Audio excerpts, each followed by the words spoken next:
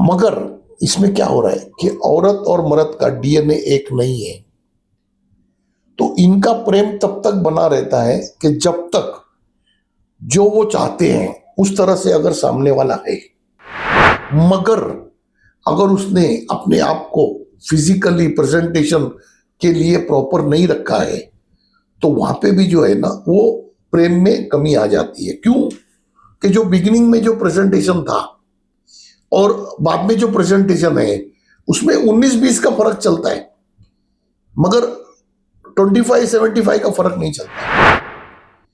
आज समझो किसी की बहू है, कितनी भी अच्छी है, अच्छी बोलती है, अच्छी सब कुछ है, बरोबर है ना, मगर वो काम ही नहीं करती बरोबर, तो सास कैसे पसंद करेगी? और अगर काम कितना भी अच्छी करती है मगर बातें अच्छी नहीं करती है तो भी पसंद नहीं करेगी। मगर एक बार अगर उसकी माँ होगी ना तो वो पसंद करेगी। क्यों? मगर अगर उसी की जगह अगर आपने आपके बॉडी को फिट नहीं रखा, आपने आपकी वाणी को संयम में नहीं रखा और आपने अपने दिमाग में अगर नैरो माइंड कर लिया तो हर चीज में प्रॉब्लम होगा, हर चीज में झगड़े होंगे। हफ्ते में एक दिन जो है ना अपनी उम्र से कम 10 से 15 साल, 10 साल पकड़ के चलो, 10 साल जो छोटे बच्चे लोग जिस तरीके के ड्रेसअप करते हैं उस तरीके का रखना है। भाई आज अगर आप 30 साल के हो तो आप 20 साल के जो है लड़कों की तरह ड्रेसअप करो। तो उससे क्या होगा, ऑटोमेटिकली जो है ना, अभी जैसे आप काम करके थक के आए, बरोबर है, आपने खाना वगैरह खाया, ठीक है, जब आप सोने जाते हो बेडरूम में, ठीक है, तो वहां पे वो समागम में जो है ना उलझ जाते हो, जबकि वो सही टाइम नहीं है समागम का।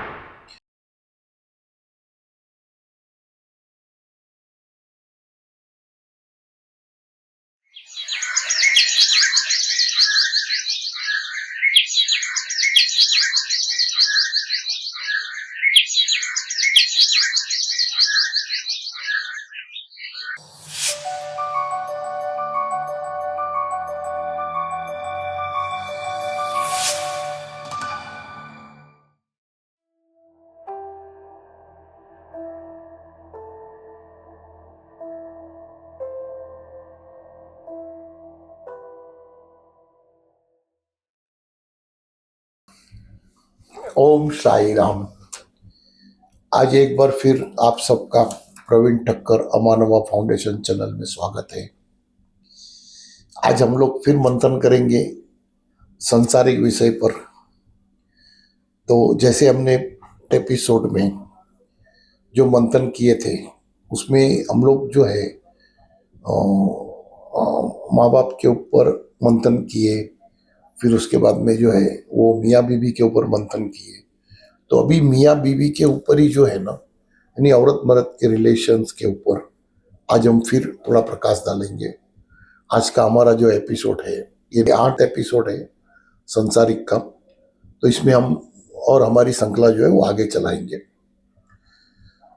तो जैसे हम बोलते हैं ना, हस्बैंड वाइफ का जो रिलेशन होता है तो उसको हम लोग कैसे मेंटेन करें, यानी उसके अंदर कोई भी चीज जो है वो एक दूसरे का मन दुख नहीं होवे, प्रॉब्लमेटिक नहीं होवे। तो उसके लिए हमको जो है ना पहले हमको उसके कारण ढूंढने होंगे, उसके रीजन ढूंढने होंगे कि भाई औरत और मर्द इनका क्या रीजन है कि जो इनके रिलेशंस में जो है वो प्रॉब्लम्स आते हैं। उसके अंदर हम लोग बेसिक से चालू करते हैं। अगर तो हस्बैंड का कुछ ड्यूटीज है और वाइफ का कुछ ड्यूटीज है। जैसे एक मर्द का जवाबदारी जो है वो क्या है, तो उसका जवाबदारी ये है कि भाई घर परिवार में लगने वाली जो भी सामग्री है या जो भी चीज है, छोटे से छोटी चीज बड़े से बड़ी चीज, उसकी व्यवस्था करना जो है वो मर्द का काम है। भाई उसने टाइम टू टाइम अपने घर का, अपने बच्चों का, अपने बीवी का जो भी जरूरत है, अपने माँ बाप का या अपने जीने के लिए जो भी चीज का जरूरत है उसकी व्यवस्था करना है। दिन भर काम करना है, और वो व्यवस्था करना है। उसी तरह जो औरत का जो ड्यूटी है, यानी उसके जो काम है, वो ये है कि भाई घर परिवार में माँ बाप को किस चीज़ की ज़रूरत है, बच्चों को किस चीज़ की ज़रूरत है, मर्द को किस चीज़ की ज़रूरत है, वो सब चीज़ों का जो है ना वो तैयारी करना, और उन सब चीज़ों को टाइम टू टाइम मेंटेन रखना।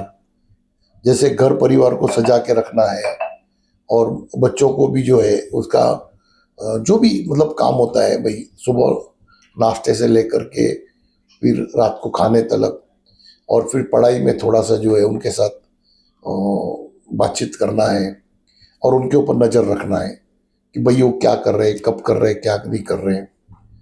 तो ये तो हो गई नॉर्मल ड्यूटीज जो हर किसी को पता है, जो है ये बेसिक काम है जो घर परिवार का होता है। इसके अलावा जो है वो औरत को जो है वो अपने मर्द का जो है ना पूरा अटेंशन चाहिए, यानी उसके तरफ पूरा तवज्जो चाहिए, यानी पूरा ध्यान चाहिए उसके तरफ, और उसको टाइम देना चाहिए, टाइम टू टाइम। भाई हफ्ते में एक बार या दो बार दोनों जन जो है वो कहीं बाहर चले जाए, भाई भले 1 घंटे 2 घंटे के लिए कहीं घूमने चले जाएं, कहीं पिक्चर चले जाएं, जो भी है वो हफ्ते में एक दिन तो उस तरीके का होना चाहिए। और फिर उसके बाद में जो है वो ये चाहते हैं, औरत ये चाहती है कि भाई मेरा मर्द का जो हेल्थ है वो एकदम प्रॉपर रहे।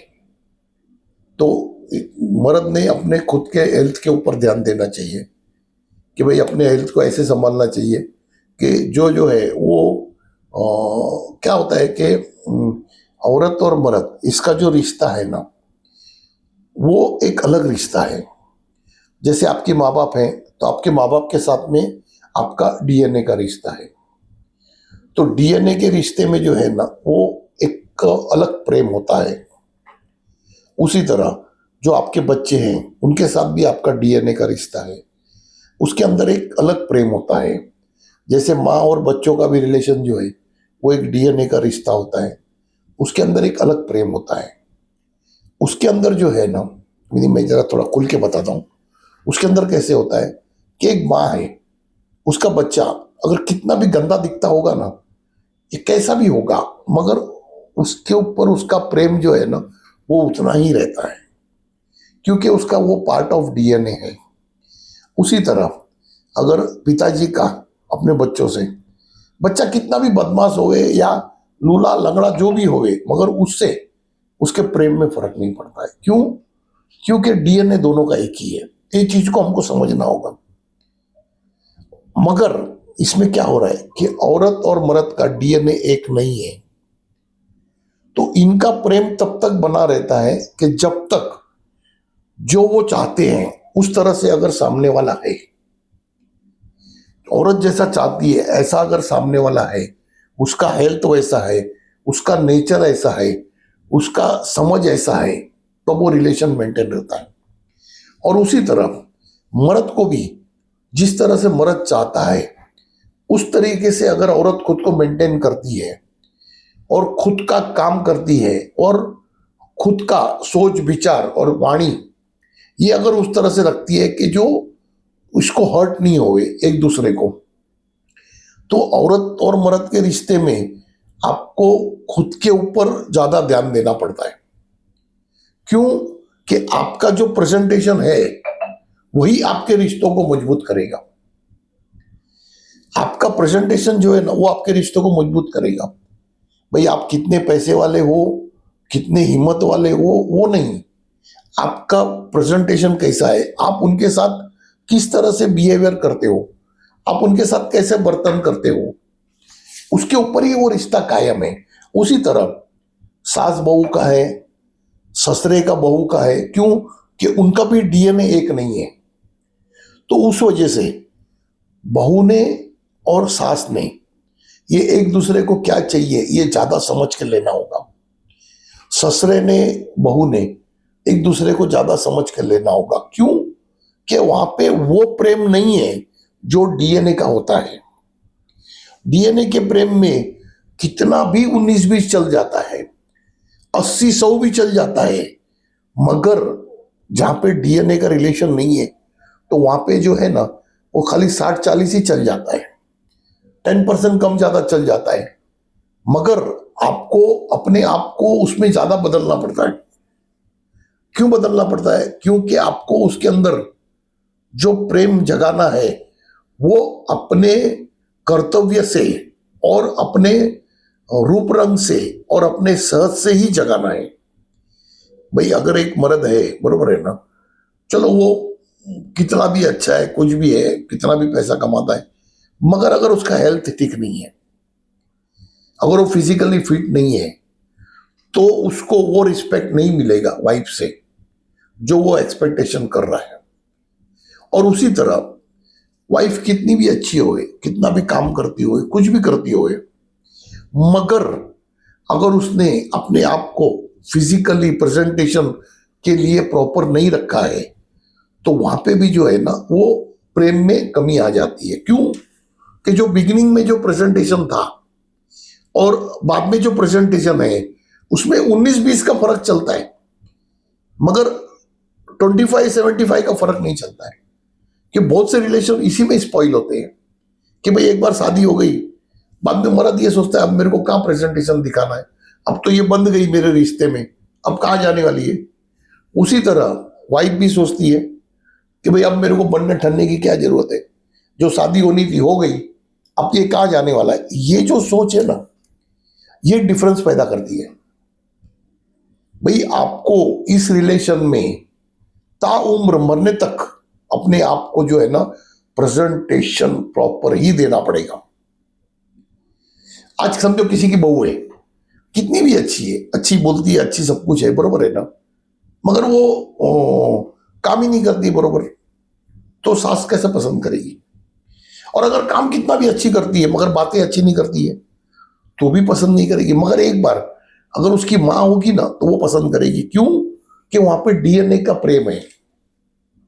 इसीलिए मैंने एक एपिसोड में मैंने बताया भी था कि बाबा ने जो है ना एक जगह पे प्रेम के ऊपर प्रवचन दिया था 3 घंटे का, तो उस टाइम पे ये सब चीजें उजागर हुई थी, ये सब चीजें है ना उस वक्त उजागर हुई थी।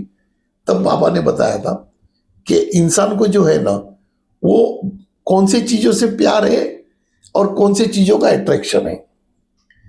ये जो है ना देखो, औरत और मर्द ये दोनों का डीएनए मैच नहीं है, मगर उनके जो बच्चे हैं ना उसमें दोनों का डीएनए है। तो वो माँ भी बच्चे से इतना ही प्यार करेगी और बाप भी बच्चों से उतना ही प्यार करेगा। तो ये जो रिलेशन है ना, इसको मेंटेन करने के लिए आपको अपने आप को, अपने दिमाग को और अपने वाणी को बहुत मेंटेन करना होगा। अब देखना, जिसके वाणी में अगर संयम होगा, सौम्यता होगी, जिसके विचार थोड़े खुले मगज के होंगे, जो मतलब नैरो माइंडेड नहीं होगा, थोड़ा सा ब्रॉड माइंडेड होगा, औरत और मर्द दोनों जन, तो देखना आप उस घर में जो है ना कलेश कम होगा या नहीं होगा। मगर अगर उसी की जगह अगर आपने आपके बॉडी को फिट नहीं रखा, आपने आपकी वाणी को संयम में नहीं रखा और आपने अपने दिमाग में अगर नैरो माइंड कर लिया तो हर चीज में प्रॉब्लम होगा, हर चीज में झगड़े होंगे। ये जो चीज है ना, ये औरत ने भी समझना है और मर्द ने भी समझना है।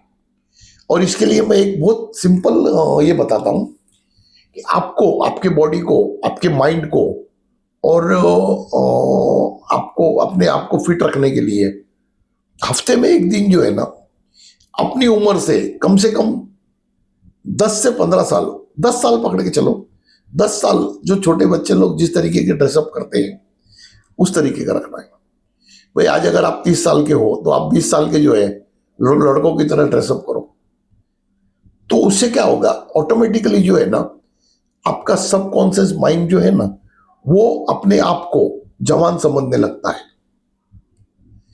जो सबकॉन्शियस माइंड है ना वो जवान समझने लगता है, तो आपकी बॉडी के अंदर उस तरीके के सारे फंक्शन होने लग जाते हैं। आप देखना, अगर आप हफ्ते में एक दिन, बरोबर है, जो यूजुअल ड्रेस पहनते हैं उसकी जगह 10 साल यंगर लोगों की ड्रेस पहनो, तो आप देखोगे कि आपके बॉडी में ना मूवमेंट में भी फर्क आएगा। आप फॉर्मल ड्रेस पहन के चलो, बरोबर है, उसका एक वीडियो कोई निकालेगा, और आप टी शर्ट जीन्स पहन के चलो, उसका एक वीडियो निकालेगा, दोनों के चाल में फर्क है। उसी तरह लेडीज ने भी जो है वो अपने ड्रेसेस में हफ्ते में एक दिन ऐसा पहनना चाहिए कि जिससे वो ज्यादा यंग लगे, दिखने के लिए नहीं, वो अपना सबकॉन्शियस माइंड को जगाने के लिए। कॉन्फिडेंस लेवल जो है ना उससे बहुत चेंज हो जाता है। आप करके देखिए, इसके आपको कितना लाइफ में फर्क पड़ता है। अच्छा, दूसरा एक चीज और भी है कि कुछ गलतियां जो है ना वो हर किसी से हो रही है, हर किसी से हो रही है। इसका कारण है कि किसी ने उस चीज में कभी ये नॉलेज दिया ही नहीं है। अभी जैसे आप काम करके थक के आए, बराबर है, आपने खाना वगैरह खाया, ठीक है, जब आप सोने जाते हो बेडरूम में, ठीक है, तो वहां पे वो समागम में जो है ना उलझ जाते हो, जबकि वो सही टाइम नहीं है समागम का। क्यों? एक तो आप थक के आए, फिर ऊपर से खाना खाए, तो आपकी बॉडी का एनर्जी पहले से लो था, अभी आपने खाना खा लिया तो उसको डाइजेस्ट करने में आपका बॉडी का एनर्जी जा रहा है। तो उसी टाइम में अगर आप समागम करते हो तो उसमें जो है आपका परफॉर्मेंस बिल्कुल ठीक नहीं आएगा। मगर उसी की जगह अगर आप पहले 2-4 घंटा सो लो, 6 घंटा सो लो, और जब आप उठोगे फ्रेश, उस टाइम में अगर आप समागम करोगे तो आप देखना कि आपके दोनों में बहुत फर्क होगा। और एक बात और भी है कि वो जो समागम है वो उस टाइम का होगा कि जब नेगेटिव एनर्जीज के आने के चांसेस कम हो जाते हैं। एक बार सुबह 4 बजे के बाद या अर्ली मॉर्निंग अगर आप ये काम करते हो, उस टाइम में जो भी संतान उत्पत्ति होगी उसके अंदर नेगेटिविटी जो है ना बहुत कम देखने को मिलेगी। और यही चीज अगर आप रात को 12 से 3 के बीच में करते हो तो उस टाइम पे जो संतान की उत्पत्ति होगी उसके अंदर डार्क फोर्स ज्यादा मिलेगा, नेगेटिविटी। और उसमें भी एक है कि महीने में 3 दिन, एक अमावस्या, एक पूर्णिमा और एक एकादशी, ये 3 दिन जो 4 दिन, 2 एकादशी आते हैं, ये 4 दिन जो है ना ये आपको समागम नहीं करना है, इतना आप बिल्कुल ख्याल रखना। क्योंकि वो समागम में अगर कभी आपका बैड लक होगा तो उस टाइम में ऐसी संतान की उत्पत्ति होगी ना कि जिसको जिंदगी भर आपको ढोना होगा, जिंदगी भर ढोना होगा। क्योंकि उसको जो है ना वो पैदाइशी जो है ना वो विकलांग होगा, या तो उसका दिमाग कम चलेगा या फिजिकली वीक हो जाएगा। तो ये 4 दिन जो है ना ये आपने हर औरत मर्द ने अपने कैलेंडर में टिक करके रखना चाहिए। और एक है, अगर आप संसार में अगर अध्यात्म में जाना चाहते हो, अध्यात्म में अगर आप प्रगति यानी आप अगर ऊपर वाले से जुड़ना चाहते हो, उनकी आज्ञा सुनना चाहते हो, तो जितना हो सके अगर अपने बेडरूम में अगर 2 सेपरेट बेड करते हो तो वो जो है ना वो मतलब आपके लिए बहुत अच्छा है। क्यों? कि अगर हम एक ही बेड में सोते हैं, बरोबर है, तो जो समागम रोज होता है उससे हमारा बॉडी भी वीक होता है। दूसरा, हमारा ध्यान जो है ना वो ईश्वरीय चिंतन में नहीं जाता है। मगर जब आप अलग सोते हो, बरोबर है ना, तो जैसे आप सोते हो, बरोबर है, तो सोने के बाद में जैसे मैंने बताया स्वास्थ्य में कि भाई अगर आप खाना 2-3 घंटा पहले खा लेते हो तो आप सोने के बाद 2-3 घंटे में आपका पूरा खाना डाइजेस्ट हो जाता है। फिर उसके बाद में आपकी बॉडी जो है वो आपको हील करती है, तो आपके बदन में बीमारी नहीं आता है। फिर उसके बाद में आपका जो सूक्ष्म देह है वो लोक परलोक में भ्रमण करता है। वो भ्रमण करने से आपको ब्रह्मांड का ज्ञान आता है।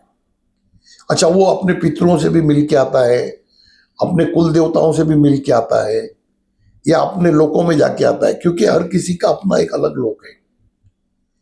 तो आपकी आत्मा का भ्रमण होता है सूक्ष्म देह के साथ। आपने देखा होगा बहुत टाइम सुबह जब हम उठते हैं ना, तो हमको ऐसा सपना याद आता है और वो सच होता है। वो एक्चुअल में सपना नहीं है, वो आपका सूक्ष्म देह जो है ना, वो ट्रैवल करके आया आगे के टाइम में। तो उससे आपको हर चीजें ना पहले ही पता चल जाती है, तो उससे आप बहुत सी परेशानियों से ना आप बच सकते हो। तो अगर ये आप मेंटेन करो तो बहुत अच्छा है। भाई आप जब सो गए, बरोबर है, सुबह में जब आप उठते हो तब आपका बॉडी में फुल एनर्जी होता है। उस टाइम पे आप समागम करो तो आपको बहुत अलग अनुभव होगा, और उस वक्त की जो संतान होगी वो भी अ, मतलब जिसको बोलते हैं ना कि नेगेटिव एनर्जी से फ्री होगी। अच्छा, बोलना तो सब चीज पड़ेगा, सिर्फ मैं अगर बोलूंगा इस तरह की बातें, अगर मैं नहीं बोलूंगा तो आपको पता नहीं चलेगी। और जो मुझे पता है वो मुझे बोलना चाहिए, वो बोलना जरूरी है। अच्छा, और एक है कि भाई जब भी अगर अपनी वाइफ अगर मेंस में होती है, बरोबर है, तो उसके बाजू में सोना, बरोबर है, वो भी ठीक नहीं है। क्यों कि जब मेंस में होते हैं ना, पहले हमारे जूने जमाने में उनको अलग से कमरे में सुलाया जाता था। क्यों कि उस टाइम पे जो है ना, थोड़े से नेगेटिव एनर्जीज जो है ना वो ज्यादा करीब आते हैं। अच्छा, वो नेगेटिव एनर्जी भी है ना, जरूरी नहीं बाहर के होते हैं, हमारे घर के भी नेगेटिव एनर्जी है ना। जो जो लोग गुजर गए हमारे घर के, वो ऊपर तो सब जा नहीं पा रहे, तो वो उस टाइम पे जो डिस्चार्ज होता है ब्लड, वो उनके लिए जो है ना वो बेनिफिशियरी होता है। उस टाइम में जो है ना वो उसका यूटिलाइज करते हैं। मगर उसी टाइम पे अगर वो हमारे साथ सोते हैं, बरोबर है ना, तो कभी कभी उसका साया जो है ना वो हम पे भी पड़ जाता है। तो वो उससे क्या होता है कि आपके धंधे पानी में बरकत बंद हो जाती है, और जो पॉजिटिव लोग आपसे मिलने आते हैं वो भी कम हो जाते हैं। क्यों कि आपका ओरा जो है ना वो नेगेटिविटी में चला जाता है। अच्छा, औरत का ओरा थोड़ा नेगेटिव भी होगा तो वो घर के वास्तु के हिसाब से फिर वो चार्ज होते रहता है। तो ये जो थोड़ी सी चीजें हैं ना, ये अगर हम मेंटेन करते हैं। अच्छा, और एक बात बताता हूँ भाई, आपके एक बेड होने से, बरोबर है, आपके बच्चे जब एक उम्र के बड़े हो जाते हैं, 10 साल से बड़े, बरोबर है, उनको आप दूसरे रूम में सुलाते हो और आप अपने रूम में सोते हो। तो वो जब आपके कमरे में आते हैं तो वो देखते हैं एक ही बेड है, तो ये साथ में ही सोते हैं और हमको अलग सुलाते हैं। फिर वहां से उसका दिमाग चलना शुरू होता है, और उनके दिमागों में जो है ना गंदे विचार आना चालू होता है। उसी की जगह अगर आपके बेडरूम में 2 बेड रखा हुआ है, तो उनके विचार जो है ना वो नेगेटिविटी की तरफ कम जाते हैं। मतलब सेक्सुअल गंधत्व, गंदे की तरफ नहीं जाते। क्यों नहीं जाते? क्योंकि और उनको बड़ा होना है। भाई वो 15-16 साल के होने के बाद उनका जावे दिमाग ठीक है, मगर ये जो है ना, ये देखने के बाद तो वो 9 साल 10 साल में उनका दिमाग घूमने लगता है। तो ये सब चीजें ना ये हमको संभालना है। जब हम ये संभालेंगे ना, तो ही हमारा संसार, हमारा जीवन, हमारा हेल्थ बदलेगा। तो ये जो है ये अच्छा। और एक है कि भाई अगर कभी समझो किसी बात में अगर मियाँ बीवी का कुछ झगड़ा हो भी गया, औरत मर्द का, तो दोनों ने ये देखना है कि भाई अगर एक आदमी चिल्ला रहा है या उसका दिमाग गर्म हुआ है, तो दूसरे ने ठंडा रहना है। दूसरे ने उस बात को ज्यादा बढ़ाना नहीं है, उसके भी गुस्सा ठंडा होना हो जाने दो। और उसके बाद में जो है ना आप उसको नेक्स्ट डे या उसी दिन 4 घंटे के बाद आप समझा सकते हो।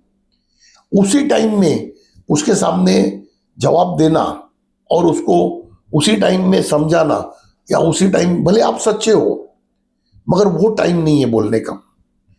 पहला उसको ठंडा होने दो। जब ठंडा हो गया उस वक्त वो तुम्हारा बात सुन पाएगा। क्योंकि जब आदमी गुस्से में होता है ना, तो वो दूसरे की बात की तरफ ध्यान नहीं देता है, वो अपना ही बोलने के पीछे होता है।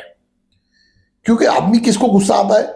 जिसको बहुत कुछ बोलना होता है, तो उसको गुस्सा आता है। मगर उसी की जगह अगर आप थोड़ा इंतजार करोगे कि भाई उसको ठंडा हो जाने दो, फिर आज नहीं कल बात कर लेंगे, उसमें क्या बात है। ये नेचर जो है ना, ये औरत मर्द को दोनों को इस तरह से ही एक्ट करना चाहिए। एक कोई भी गर्म है तो दूसरे ने चुप रहना है, फिर जब वो ठंडा हो जाएगा तब उसको समझाना है। आप एक चीज समझ लो कि भाई एक ही नाव में है, तो दोनों को एक दूसरे को समझ के, समझा के, दोनों एक दूसरे की खुशी बांट के आप संसार की जो है ना पूरा जीवन आप पार कर सकते हो। अच्छा, कमी जो है ना हर किसी में होती है, हर किसी में कमी होती है। ये दुनिया में एक इंसान ऐसा नहीं है कि जिसमें कोई कमी नहीं है, मगर उस कमी को नजरअंदाज करना वही जो है ना वही रिश्तों का बेस है। जितना आपका प्रेम ज्यादा होगा उतना आप सामने वाले के नेगेटिविटी को जो है ना आप पास ऑन करोगे, उनकी जो कमियां होंगी उसको आप दुर्लक्ष्य करोगे, यानी उसके तरफ ध्यान नहीं दोगे। आप सामने वाले की कमियां से ज्यादा उनकी खूबियों पे ध्यान दो। चाहे वो मर्द है तो अपनी औरत की खूबियों पे ध्यान दे, और औरत है तो अपने मर्द के खूबियों पे ध्यान दे। खामियां तो है ही है, सब में है, थोड़ा बहुत रहने वाला ही है, मगर आप अगर आपकी नजर उसकी खूबियों पे रखोगे तो आपको उसकी खामियां दिखेंगी नहीं। अगर आप उसकी खामियों पे नजर रखोगे तो आपको उसकी खूबियां दिखेंगी नहीं, और अगर खामियां आप देखते रहोगे तो आप संसार कैसे चलाओगे उसके साथ। हर इंसान में कुछ ना कुछ खूबी है, हर इंसान में कुछ ना कुछ खामी है।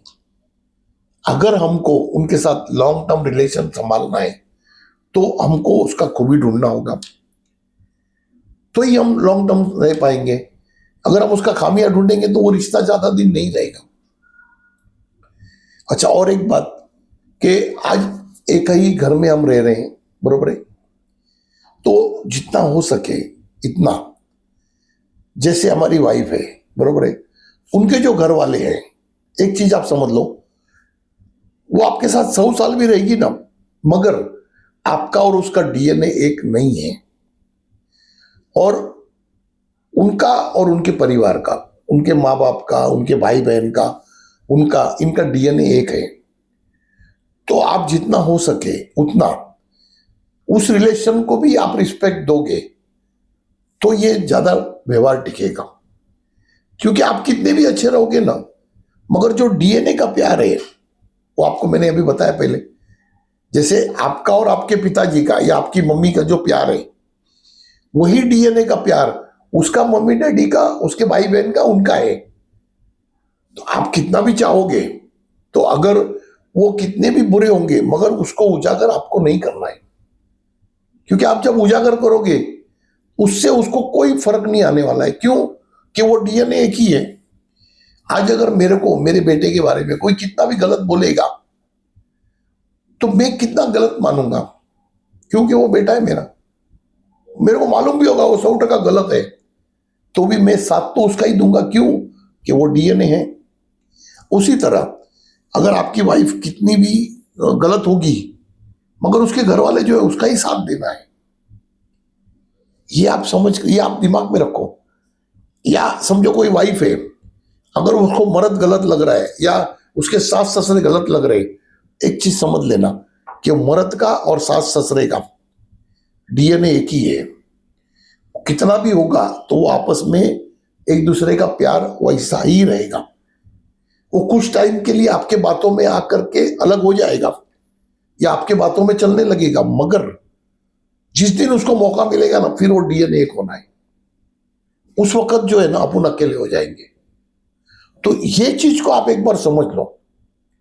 जब इस चीज को समझ लिए ना, तो औरत और मर्द दोनों ने एक दूसरे के डीएनए रिलेशन को नहीं छेड़ना है। भाई अगर सास ससुरा और मर्द एक ही डीएनए का है, औरत ने इसको नहीं छेड़ना है, क्योंकि इसको छेड़ेगा तो कुछ होना नहीं है। कुछ देर के लिए भले वो आपके बोलने में आ जाएगा, मगर एंड जो है ना आपका लाइफ का, जिस दिन आपकी जरूरत पूरी हो जाएगी उस दिन ये चीज जो है ना ये आपको बहुत परेशान करेगा। उसी तरह अगर मर्द ने अपनी औरत के तरफ का डीएनए के रिलेशंस को बिल्कुल नहीं छेड़ना है, उसको सिर्फ समझ के लेना है और एक्सेप्ट करना है। उसी तरह औरत ने भी जो है मर्द के डीएनए रिलेशन को एक्सेप्ट करना है। तो ये जो आपका जीवन है ना, ये बहुत सुखी चलेगा। और मैंने बहुत से एपिसोड में पहले मैंने बताया भी हूँ। अभी हम लोग जो चला रहे हैं ना, ये जो संसारिक का चला रहे हैं ना, इसमें अभी हम जैसे अभी औरत मर्द तक आए हम लोग, बराबर है ना। फिर इसके आगे बच्चों में जाएंगे, फिर बच्चों का होने के बाद में जो है ना हम लोग ससुराल का भी चलेंगे। साला है, साली है, हमारी सास है, ससुर है, उनके साथ कैसा रिलेशन होना चाहिए। देखो ये जो सांसारिक है ना, ये हमारा संसार कभी खराब होता है कि जब हमको उसका ज्ञान नहीं है। अगर आपको उस चीज का ज्ञान है, आपका रिलेशन खराब होने का सवाल ही नहीं आता है। ऑटोमेटिकली दोनों का रिलेशन मिल जाता है। और ये वीडियो जो है अपना, ये अगर कोई समझो मर्द के हाथ में लगा, उसने देखा, तो एक बार उसने फिर वापस जरूर अपने औरत के साथ देखना है। और अगर किसी औरत ने देखा तो उसने एक बार ये वीडियो अपने मर्द के साथ बैठ के जरूर देखना है। तो उससे क्या होगा कि दोनों को अगर अपनी कोई गलतियां हो रही है तो वो समझ में आएंगी और उसको सुधारने का मौका मिल जाएगा। समझो आपने ये सुन लिया वीडियो, आप तो समझ गए, मगर आपका हस्बैंड या आपकी वाइफ को नहीं पता है ये चीज, तो आप बिहेवियर अलग करोगे, वो अलग करेगा। तो अगर ऐसा कुछ है तो साथ में बैठ करके जब आप देखोगे, देखो ये संसार के नियम है। जैसे कार चलाने का एक नियम होता है, फ्लाइट चलाने का एक नियम होता है, सब अलग अलग नियम है। बैलगाड़ी चलाने का अलग नियम होता है। बैलगाड़ी में तो क्लच, ब्रेक, गियर कुछ भी नहीं है, वो खाली आवाज पे चलता है।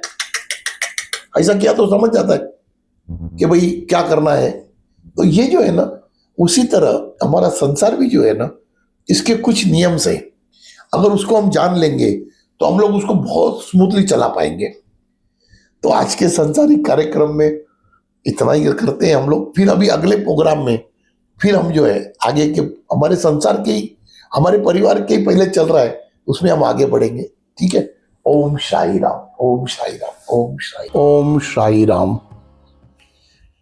अगर आप भी अपने अनुभव लोगों के साथ साझा करना चाहते हो तो आपके अनुभव का एक वीडियो रिकॉर्डिंग जो ये नंबर दिए गए हैं उसके ऊपर आप भेजिए। तो भेजने के बाद में उसको जो है ना अनुभव के सीरीज में दिखाया जाएगा। और अगर आपके पास कोई प्रश्न है जो इस 5 सब्जेक्ट को लेकर के, अगर कोई प्रश्न है आपके, आध्यात्मिक है, आर्थिक है, शारीरिक है और सांसारिक है, पर्यावरण है, इसमें अगर कोई भी आपके प्रश्न आपके दिल में हैं जिसके बारे में आप जानना चाहते हो, तो वो भी आप मुझे रिकॉर्डिंग करके भेज सकते हो। तो फिर आपकी रिकॉर्डिंग और मेरे जवाब दोनों जो हैं वो एपिसोड में हम लोग साझा करेंगे। तो इस तरह से एक ये नई मुहिम शुरू होगी जिससे बहुत कुछ लोगों को जानने मिलेगा और बहुत कुछ उनको समझने में आसानी होगी। तो अगर किसी का कोई भी अनुभव है, छोटा से छोटा है, बड़े से बड़ा अनुभव है, अगर वो साझा करना चाहता है सब लोगों के साथ, तो वो अपना एक वीडियो रिकॉर्डिंग करके ये दिए गए नंबर पे आप भेज दीजिएगा। ओम साई राम, ओम साई राम।